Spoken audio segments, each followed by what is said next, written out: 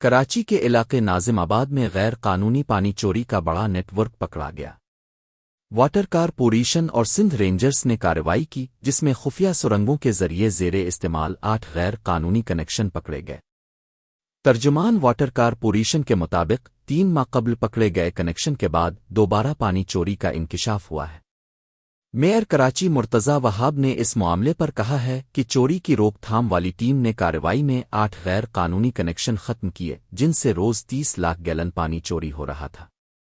انہوں نے کہا کہ پانی کے کنیکشن گھر کے تہخانے سے خفیہ سرنگوں کے ذریعے نکالے گئے تھے۔ چوری شدہ پانی شہریوں اور ادارے دونوں کے لیے نقصان دہ تھا۔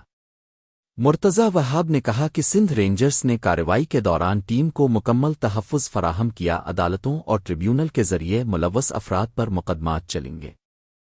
ان کا کہنا ہے کہ پانی چوری میں ملوث عناصر کے خلاف سخت کارروائی ہوگی، پانی چوری کے معاملے پر کوئی سمجھوتا نہیں ہوگا۔